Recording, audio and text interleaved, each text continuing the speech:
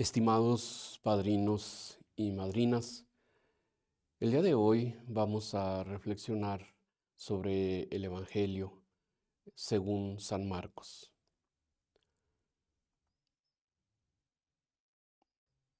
Y dice, en aquel tiempo Jesús fue a su tierra en compañía de sus discípulos.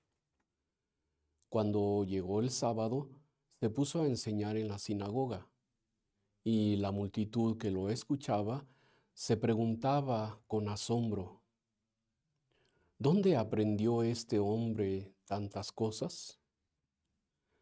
¿De dónde le viene esa sabiduría y ese poder para hacer milagros?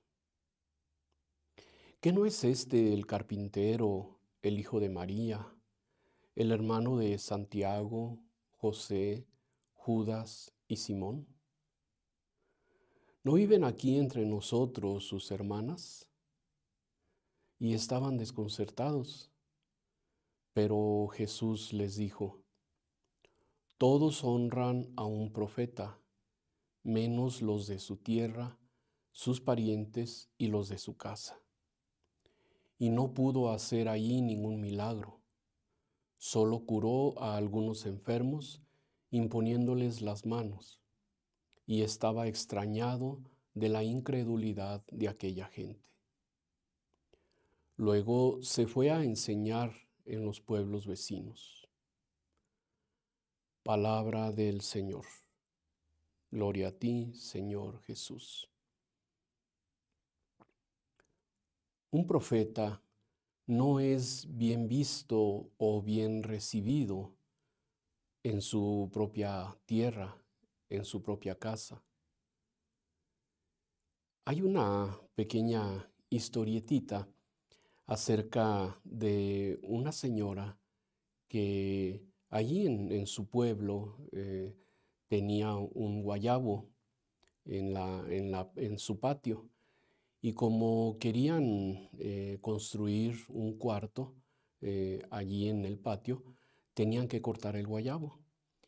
Y el guayabo pues daba mucho fruto y la señora lo quería mucho. Entonces mandó llamar a un conocido que trabajaba la madera y le pidió que del tronco del guayabo pues le hiciera algo bonito, un Cristo, por ejemplo. Y efectivamente le hizo un Cristo muy bonito que la señora puso en su sala, en su casa.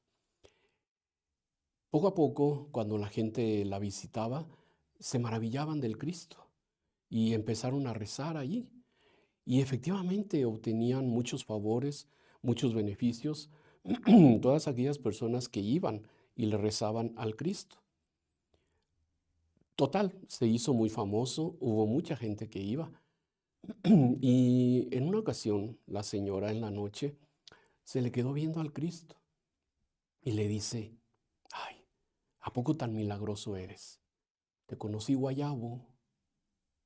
O sea, todas las demás personas creían, tenían fe en que su oración era escuchada y efectivamente habían obtenido muchos favores, muchos milagros por intercesión en su oración ante el Cristo. Pero la señora, que sabía de dónde provenía el Cristo, no tenía fe. Y esto es lo que le pasó al Señor Jesús.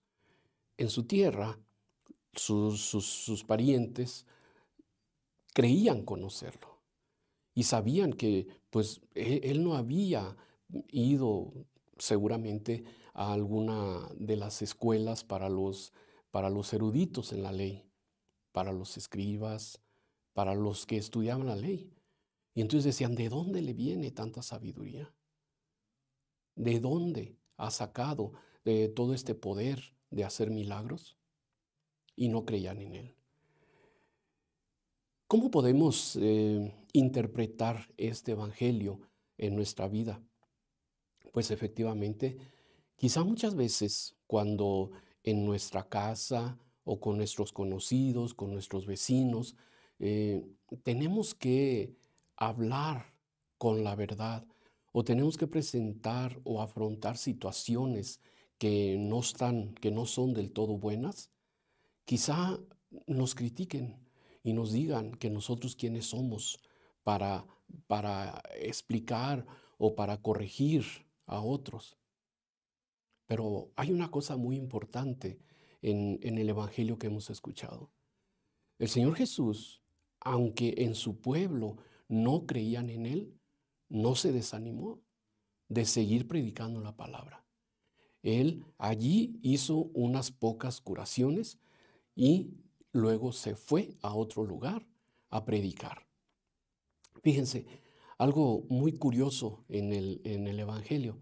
Dice, Jesús no pudo hacer milagros.